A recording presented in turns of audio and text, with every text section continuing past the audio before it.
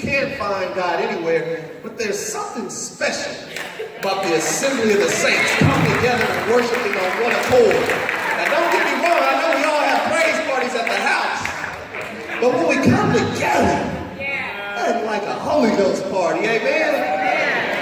So we're going to continue to keep our brothers and sisters lifted up who don't believe in coming on Sunday morning. Because you never know when you'll be in the situation where you want to get here and can't get here.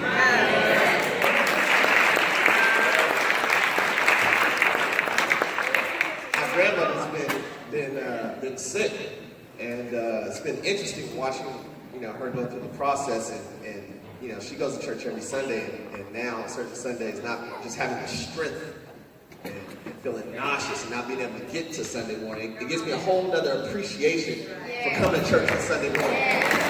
That she wants to get here and can't get here. And there's those of us who are healthy and strong and wake up like, I don't know if I feel like it this Sunday. What you mean you don't feel like it? Imagine if God didn't feel like it.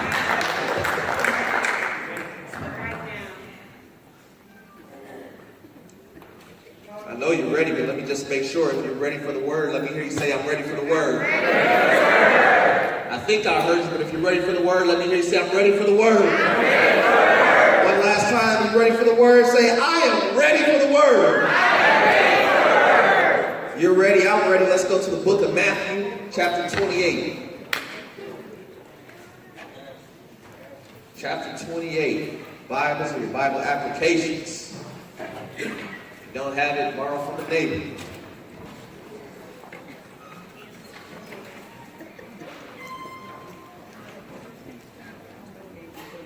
Quick public service announcement. Graduation Sunday will be on the 4th Sunday this month. But I know some of you guys have already crossed that stage. I just want to say congratulations to the class of 2017. What?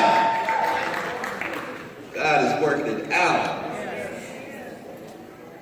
Matthew chapter 28, starting with the first verse. After the Sabbath, as the first day of the week was dawning, Mary Magdalene and the other Mary went to see the tomb. And suddenly there was a great earthquake, for an angel of the Lord descending from heaven came and rolled back the stone and sat on it. His appearance was like lightning, and his clothing white as snow. For fear of him, the guards shook and became like dead men. But the angel said to the women, "Do not be afraid. I know that you are looking for Jesus who was crucified. He is not here, for he has been raised, as he said. Come, see the place where he lay. Then go quickly and tell his disciples, he has been raised from the dead, and indeed he is going ahead of you to Galilee. There you will see him. This is my message for you." So they left the tomb quickly with fear and great joy and ran to tell his disciples. Suddenly Jesus met them and said, "Greetings." And they came to him, took hold of his feet and worshiped him. Then Jesus said to them, "Do not be afraid. Go and tell my brothers to go to Galilee. There they will see me." May the Lord add a blessing to the readers, hearers, and doers of his holy word. You may be seated. Amen. Give honor to God, to our pastor and first lady in their absence, Mama Sally, my family, to all the ministers, to my Christians, brothers, sisters in Christ. I want to spend a few moments this morning talking about aftermath Christians. Aftermath Christians. When you think about aftermath, it means, usually you think about, Kwame served in the military, and if you had some kind of bomb, then you look at the aftermath, like what pieces were left. When something goes down and you think about aftermath, you think about, like, what are the final results? Well, I'm talking about this morning the aftermath of the cross. Now, it wasn't that long ago that we celebrated Resurrection Sunday, and I know it was packed up in here, and it was a praise party, and for the rest of the world, maybe they just celebrate on that one day, but for us, we celebrate the crucifixion and the resurrection of Jesus Christ every Sunday, amen? Amen. So when you think about the aftermath of the cross, and the aftermath of Resurrection Sunday, you look around, and now some of those seats are empty. Amen. The aftermath, some people are missing in action. So, what was happening at the aftermath of the cross? What was happening at that tomb? We had some sisters Some sisters who showed up to the tomb, and what were they doing there? Why were they there for the aftermath? What were they looking for? What was it they were out to accomplish? They wanted to make sure that Jesus' body was given its due respect, that it was prepared properly for burial. Because the religious leaders, they didn't care. They crucified him, put him up in that tomb, and they wanted, the story just to end right there. He had been done wrong, right? What happened to Jesus? He was embarrassed in public. They doubted who he was. They called him a false prophet. He was falsely accused. He was murdered on the cross. The sisters just wanted to make sure that he was all right. I know Mother's Day was last month, and that's usually when we show a lot of love to the women in our lives. But I know that there's women who are doing major things, making major sacrifices for their families, for their friends, for the community, for the church. Brothers, can we just take a moment to love on the sisters for a minute for always having our back?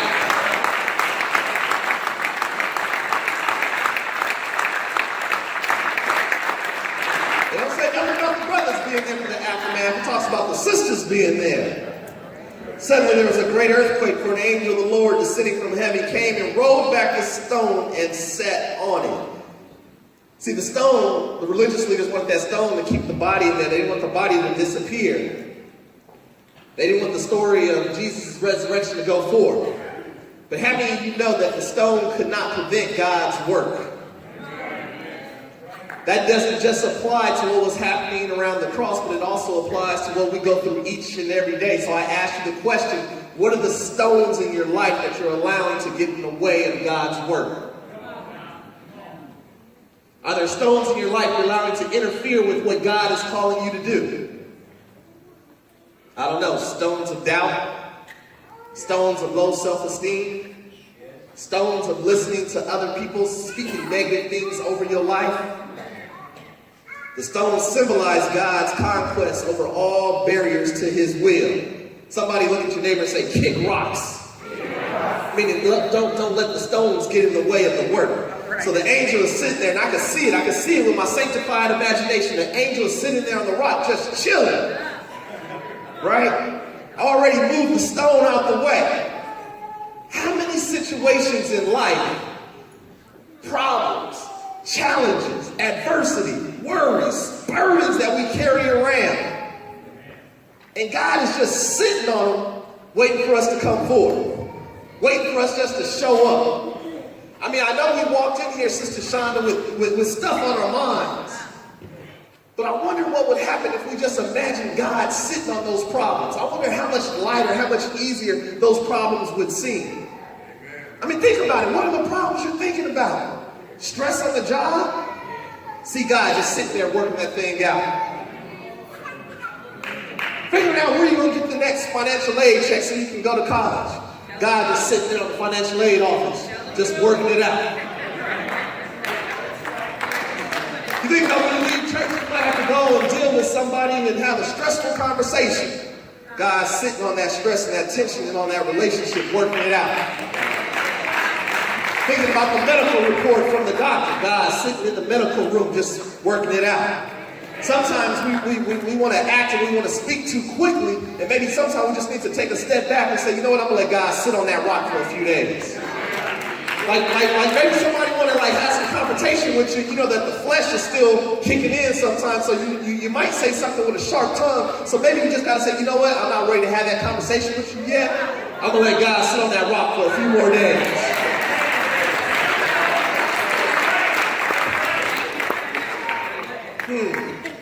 I'm just going to let God sit on that for a few more days. Come see where he lay. I like this because God continues to supply all of our needs. See, the sisters, they had already heard the word, but they wanted to see for themselves. They needed peace of mind. They needed reassurance. They wanted to see for themselves the empty tomb. And God knew what they needed to give them that peace of mind. And God knows what we need, but if we would just show up, he can give you what you need. He's waiting for you. He wants to do his part, but we got to do our part. We just got to show up. Is anybody willing to show up for God this morning?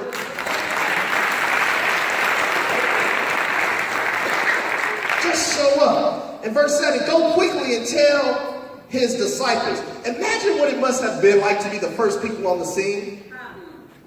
Man, to be the first to get the good news and the assignment that Jesus had rose again. That's right. We don't just have to imagine it.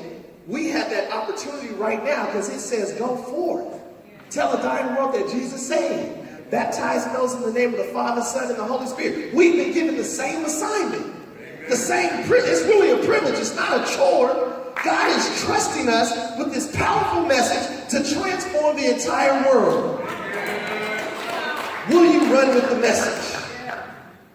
Or will you disappear in the aftermath? See, I thank God that he doesn't discriminate. Because you got to keep in mind, during this time, during this era in the Bible, that women didn't have a lot of rights. They weren't given status. They weren't looked at as equals. But God trusted the women with this assignment. Previously, a testimony from a woman, it wasn't even legally binding. Like, they wouldn't even take a woman's testimony at its word. Somebody say, but God.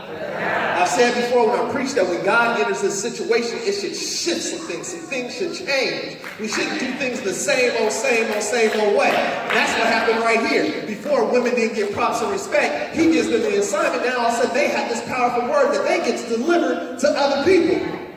God shifts the situation.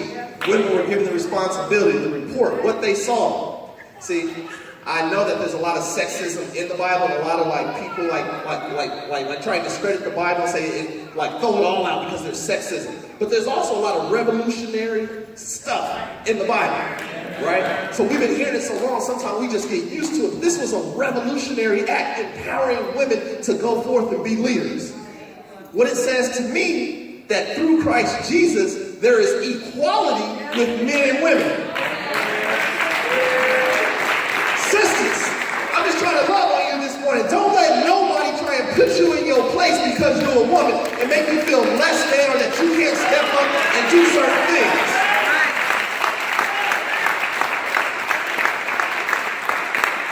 See, I know Wonder Woman's making a lot of money this weekend, a big blockbuster film, but the first Wonder Woman were happening right here in the Bible. Do I have any Wonder Women right here at True Mind Ministries? I know. Sisters, can you just stand up for a minute? Can you stand up and give God some praise that he's blessed you to be a Wonder Woman? I don't care what Hollywood says. I don't care what the media says. I see Wonder Woman right here.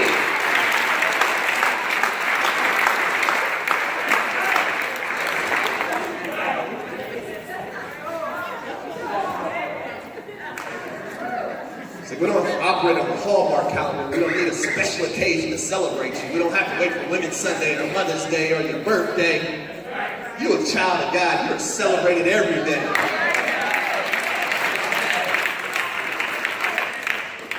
Just a few more points. I'm going to sit down. Verses 8-10. Go and tell my brothers. Jesus, right here. This is good. Somebody doesn't want to hear this, but somebody needs to hear this, Dale, right? Check it out. Right here, Jesus is showing us how to forgive. Come on now. That's one of the things we don't want to wrestle with in church. Sometimes it's easier just to walk away and not deal with that person no more. But that's how the world operates. Why do we want to roll like the world? I said when God enters the situation, things should be different. So we don't want to operate the way the world operates up in here. When people come here, they should have a different experience. Amen? Jesus shows us how to forgive. He didn't get stuck on the fact that his disciples were MIA during the aftermath of the cross. I mean, these was his folks, right? The disciples said, Jesus, we got your back. We would never deny you. We are going to roll right here with you, Jesus. But when he was on the cross, you couldn't find him. At the tomb, you couldn't find him. Jesus didn't get stuck on that, though. He recognized that there was still work to do. I mean, Jesus could have been like Drake, right? He could have got mad about like people like showing fake love to him. Does Drake talk about it like behind? Does he say it's fake love behind his back? Where does he say it? To their face, right? That's what Jesus said. He had fake love in his face. He could have been like that other rapper talking about, I'm not messing with you. But Jesus didn't do that. He said,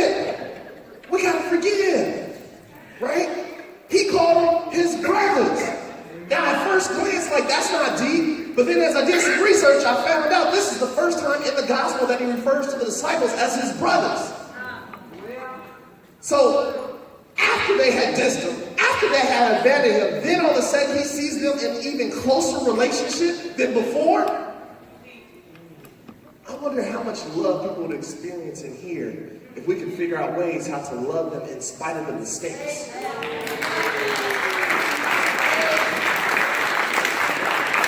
I know you're telling the truth. Come on now. What would happen if we start expressing more love to our brothers and sisters even though they get on our nerves?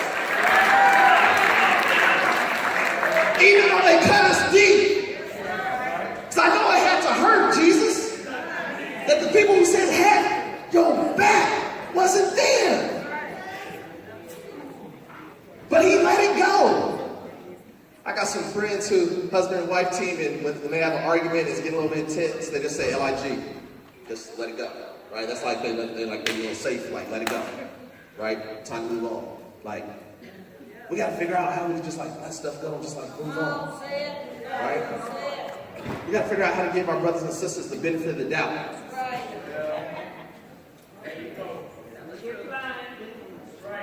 Like assume goodwill and good intent.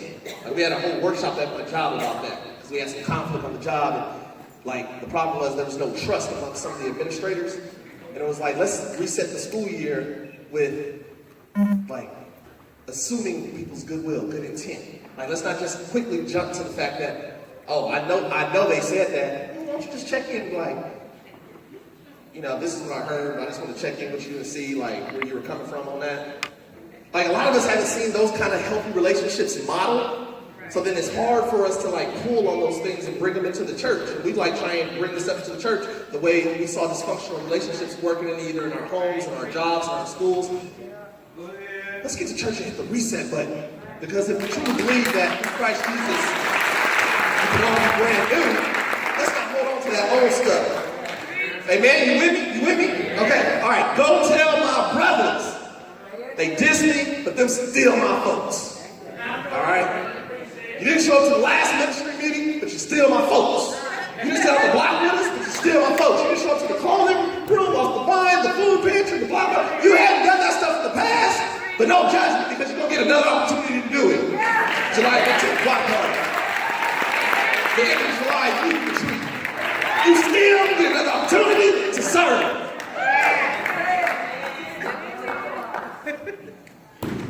Don't let human failure get in the way of your assignment.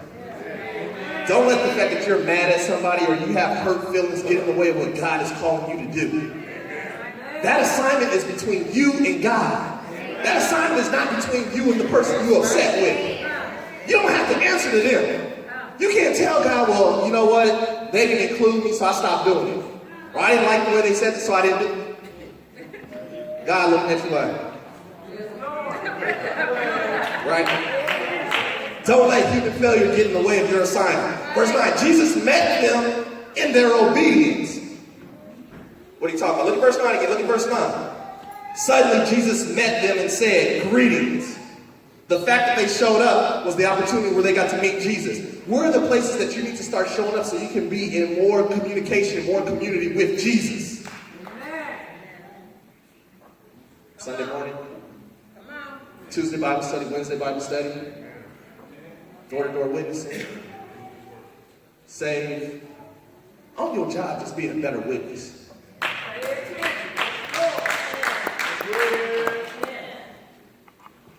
Fine. What about the locker room? Can you be a witness in the locker room? Wow. Like, I mean, it's one thing on Sunday morning, but now you're talking about the place where I kick it with my homies? But that's when we need you to be a good example.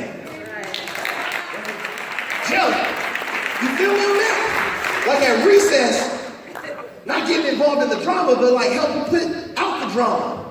The word says where 2 or 3 are gathered in my name, I am in the midst. That's a scripture about reconciliation. Where 2 or 3 are gathered, then I'm in a position to do some reconciling. Can Jesus count on us to make situations better instead of more like dramatic or violent or whatnot? Faith came first, then sight. They held him by his feet. They expressed their highest joy and adoration. God used those who society did not always recognize, but once God gives you an assignment, let no man stop you. Once you're clear, you've been praying, God's spoken, it's been confirmed. Don't let nobody get in the way of that. Don't let nobody get in the way of that. Women were rewarded for their faithfulness. An encounter with God should shift the atmosphere. You can't focus on worship and worry at the same time. You can't focus on worship and worry at the same time. If you will only fill your mouth with praises to God, you can't fill it with the stress and the worries of life. And then I know life is not easy, so verse 10, do not be afraid. Why not? Because God can do it all. His track record is flawless. So there's no reason to be afraid. What did he do right here in the 10 scriptures that we looked at? He shook the earth. He made the armed guards become powerless. There's some forces in your life that you're giving more power than necessary, because when it comes to God, those forces are powerless. Jesus didn't raise himself, but God raised him. Women become heroines and messengers of the risen Redeemer. I said God can do it all. All right, somebody like, okay, all right, that's cool in the Bible, but can you make it plain? Somebody say, make it plain. Some of our brothers and sisters were laid out on operating tables having brain surgery. Preacher, you already talked about that. But every time I see you worship, every time I see you wave your hand, I get excited all over again. The fact that you just celebrated 50 years on this earth. When some people didn't think you were going to come out of your situation, I praise all over again, Charlene. Otis, the fact that you had surgery, couldn't do your job because of the medical situation, and then they presented a new job to you because of your faithfulness. I celebrate God doing that in your life.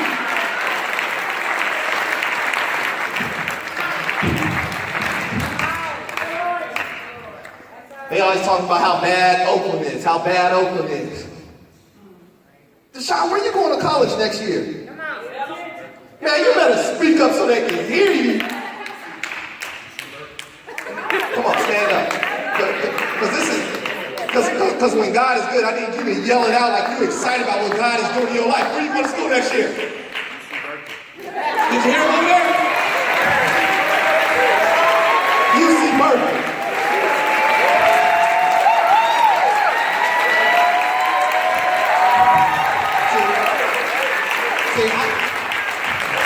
I don't even have time right now. That's just like a movie trailer. That's a movie trailer for the good news y'all gonna get on 4th Sunday.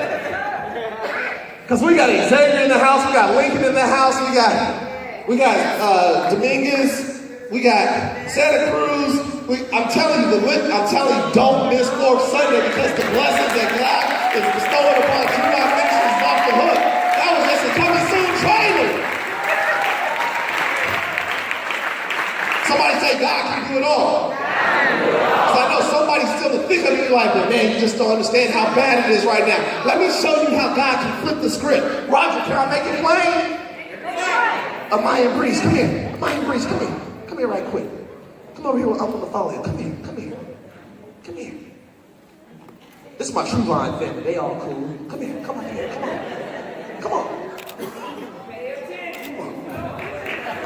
I want y'all to see Amaya Breeze. I want you to see these walking testimonies, these walking miracles. Sometimes we hear about testimonies and we hear so many, we just start, just thinking it's business as usual. No, what God does is not business as usual. They're miracles. My best friends and his family in town, Roger and Caroline. And before these little girls were here, they said, the chances are very slim of y'all having any kids. Did they say it was less than 15%? The doctor's report. Yeah, you guys are older parents. It'd be less than 15% chance of you having a baby. How old are you guys now? Tell me, what's your name? Amaya Breeze, 7 years old. 7 years ago, the doctor's report was not true. Say, trust God. Say, trust God. Come on up here, Roger and Caroline. I normally tell people to hurry up and I'll make an example, but there's special circumstances that I want you guys to see. So you take your time, Caroline. Take your time, Caroline. Just walk in the blessings of God. Just let him see how he'll never leave you nor forsake you. Let him see how you can do all things through Christ Jesus who strengthens us. Now I know sometimes when we're so passionate about being great, but pregnancy is beautiful, so just prepare for sight. Prepare for sight. Boom! Come on, give that a round of applause, right? 7 years ago, less than 15%. 7 years later, older parents, and again, God has come through one more time. My boy said, I just, I'd be happy with any baby, but then he got the report. What kind of baby you got coming? Oh boy.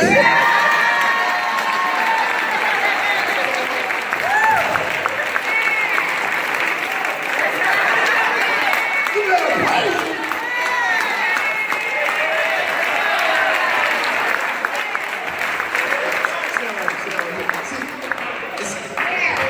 I said, God can do it.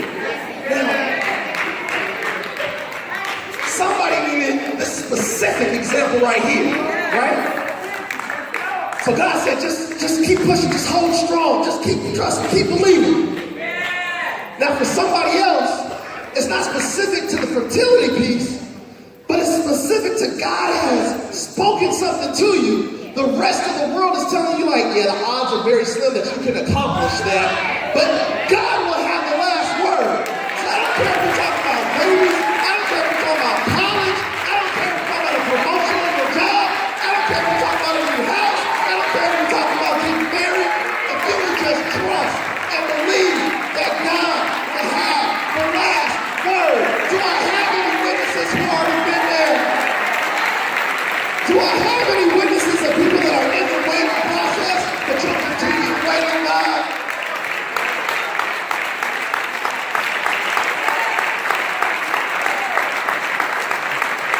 Hallelujah!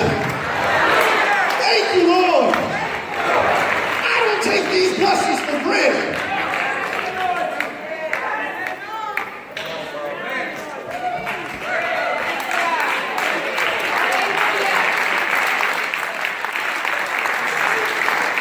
What you're grappling with, but what I know is God can.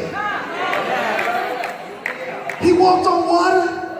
He rose up from the dead. He healed sick children.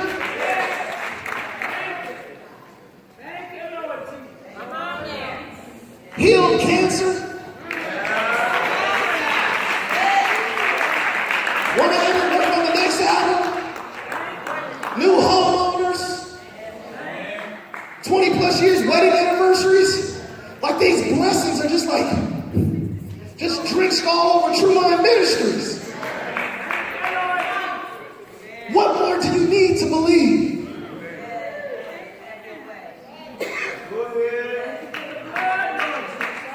I know it's not easy.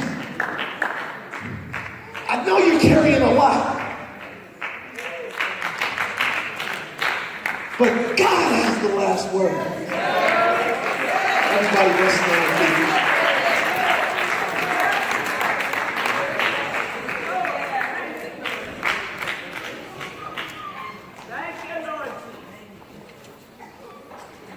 The world wants us to throw in the towel. That's what the world wants. But we got to remain faithful.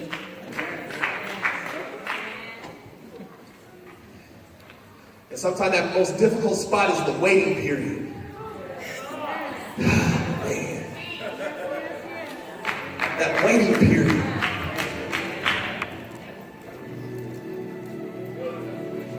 But you said before, he will never leave us nor forsake us. Now it's time to activate your faith. It's easy when the blessing is in your hands, but when you don't know where it's coming from, The aftermath. God's going to be there in the aftermath.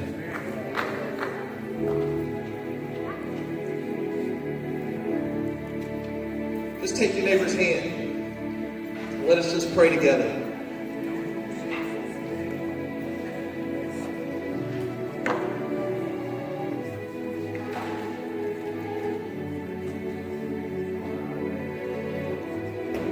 Don't disappear in the aftermath too long. Because you're going to make it. You're going to get through this.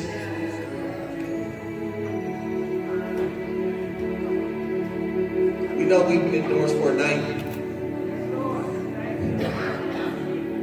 But something's coming in the morning. Joy. Father God, we thank you for this day. We thank you for this word. God, we pray that we won't be weary in well-doing. We know that we'll reap a great reward if we do not quit. We don't know how the situation is going to work out, but we know that you can do it. We've seen the testimonies in the body of Christ. And if you did it for them, then you know that we could do it for us. So while we wait, God, we ask that we'll be encouraged, that we'll be courageous, that we'll be strong. God, we pray that you will order our steps, that you'll protect and guard our mind and our spirit so we won't listen to the report from the world, but we'll stay focused on your word. We love you and we praise you. In Jesus' name we pray. Thank God and amen. If you're in the house today,